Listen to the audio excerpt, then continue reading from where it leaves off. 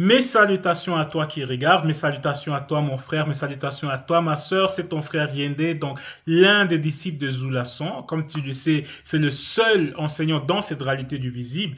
Donc actuellement, dans cette réalité, donc si quelqu'un vient se présenter devant toi en disant que c'est le pasteur, c'est l'apôtre, c'est le bishop, sache que c'est un bandit, un charlatan et un menteur, consciemment ou inconsciemment. Parce que même dans les musiques actuelles et classiques, il est dit, examinez toute chose, retenez ce qui est bon, ou un peu plus loin, on te fait comprendre d'examiner de l'esprit pour voir s'ils viennent, on va dire, de la vérité, voilà, de votre Dieu, etc. Donc, il faut examiner. Et quand vous allez examiner les enseignements de Zulason, vous allez constater qu'il n'y a pas de contradiction, qu'il n'y a pas des choses qui sont pas logiques, il y a pas un, on va dire, un faux Dieu qui est à un moment donné, il est jaloux, à un moment donné, il dit qu'il faut pas tuer, à un autre moment donné, il va dire à un tel prophète, tel patriarche de tuer tel peuple. Non, avec la vérité, c'est pas ainsi. Donc il faut examiner. Et quand tu vas examiner les enseignements de Zulason, tu vas reconnaître que tout est bon dans ces enseignements. Et ce qui est bon, forcément, vient du Créateur. Et le seul Créateur unique et véritable, c'est Tété, donc Loba. Donc, il faut examiner. Si toi, tu es un vrai, on va dire, chrétien, si tu es un vrai croyant, même par rapport à la loi qu'on vous donne dans vos Bibles actuelles et classiques, donc il faut examiner. Donc examinez et vous verrez qu'il y a un seul enseignant. Et pour les autres, donc toi qui as déjà accepté le message, toi qui prends plaisir au message de Zulason, prépare-toi, sois disposé. Donc si tu es en train de faire quelque chose, laisse-le, fais-le après, ou appuie sur pause et fais-le maintenant, mais sois disposé, sois attentif à ce qui va venir maintenant, parce que nous allons lire dans Kalatambale, donc le livre de la vérité, donc sans contradiction, sans erreur, donc sans confusion. Et comme on nous l'a expliqué à plusieurs reprises, c'est pas moi qui va lire dans Kalatambale lors de l'exhortation, mais c'est Kalatambale qui va lire en nous, qui va lire en toi, qui va lire en moi, et qui va juger digne ce qui est digne et juger indigne ce qui est indigne, même si nous le savons déjà que les verbes, c'est déjà. Bon, nous allons lire aujourd'hui dans Wunja, Wunja que certains vont connaître sous le nom d'Ésaïe. Mais avant ça, il y a l'introduction. Je reviens tout de suite.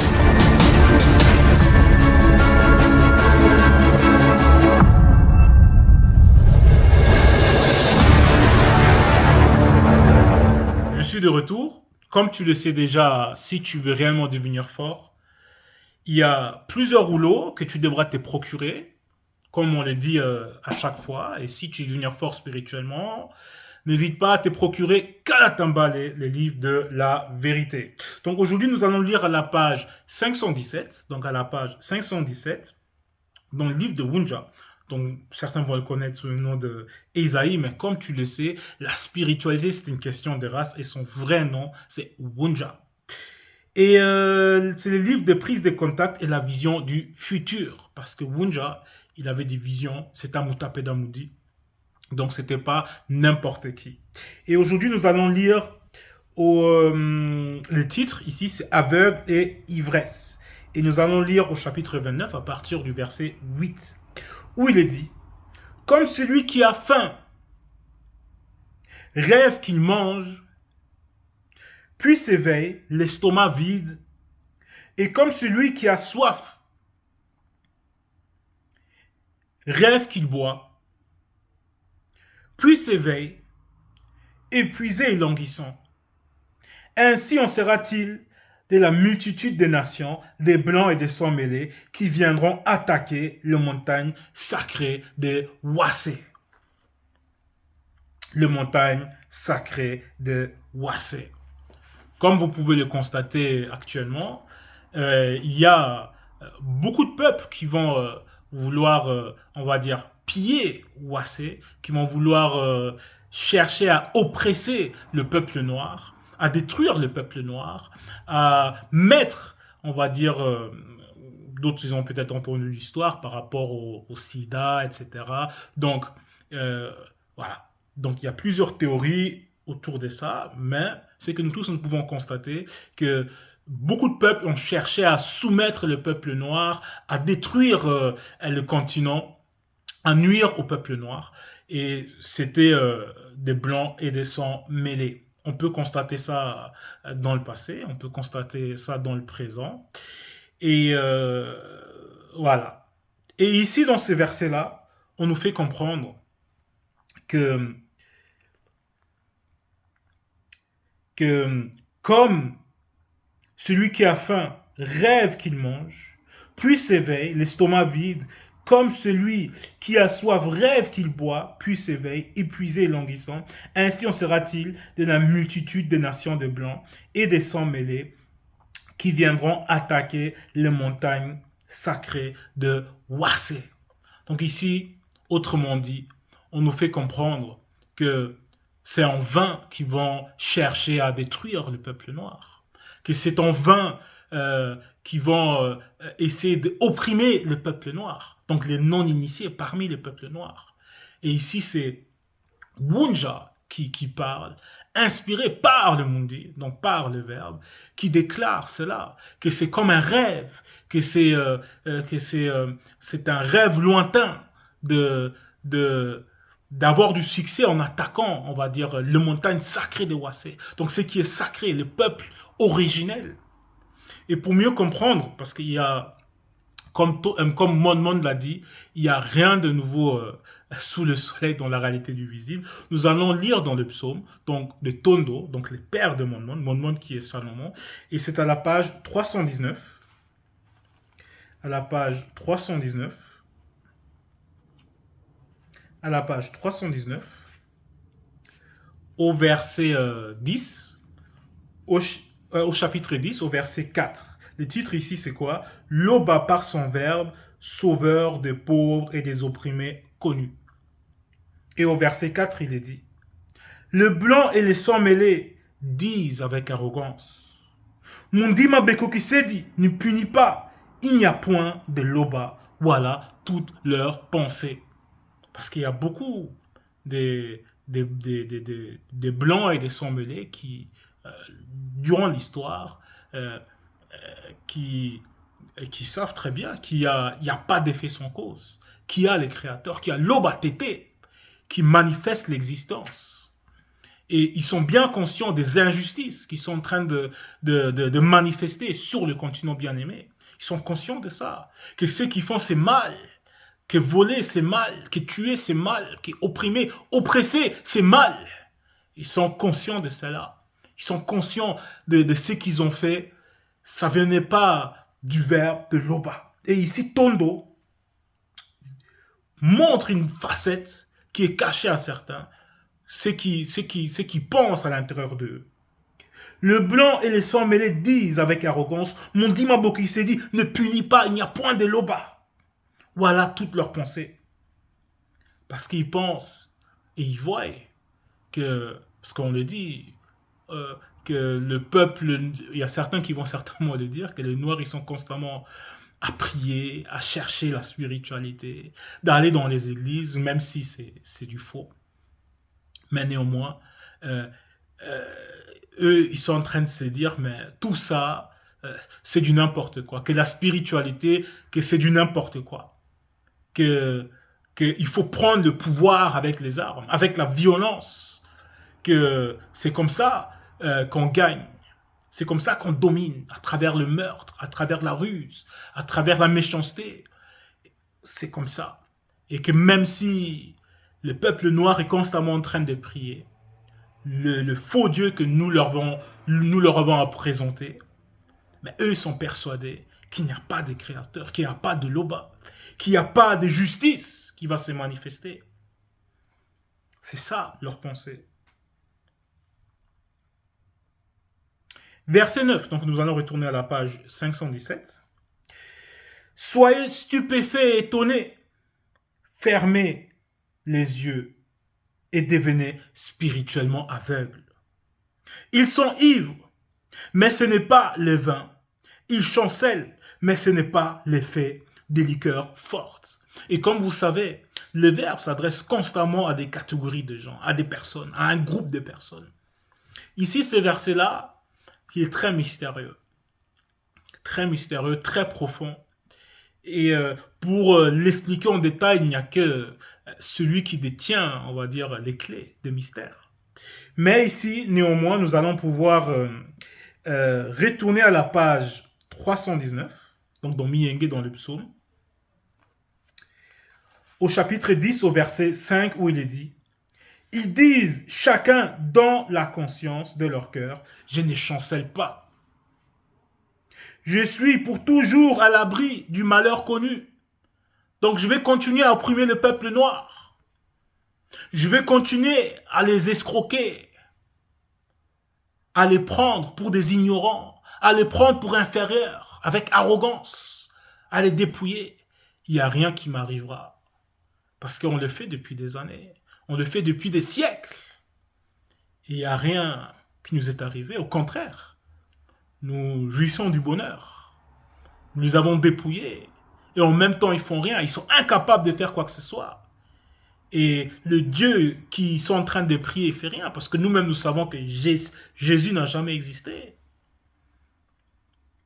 Donc, c'est une facette de leur pensée qui ne vont pas chanceler. Qu'il n'y aura pas de justice qui va se manifester. Et maintenant, beaucoup de Noirs aussi vont se poser la question, mais comment ça se fait qu'on permet aux Blancs et aux sang-mêlés de nous dépouiller ainsi, de nous malmener ainsi, de nous voler, de nous oppresser, de nous mépriser d'une telle manière? Et pourquoi il n'y a pas la justice? On ne comprend pas. C'est pourquoi nous allons lire à la page 517 au verset 10 où il est dit: car Mundima Bekokesedi a retiré la protection sur vous et plusieurs démons d'assoupissement de haut rang vous ont possédé et ont fermé vos yeux, donc les prophètes corrompus, puis ont voilé vos têtes, les voyants corrompus. Il n'y a pas d'effet sans cause.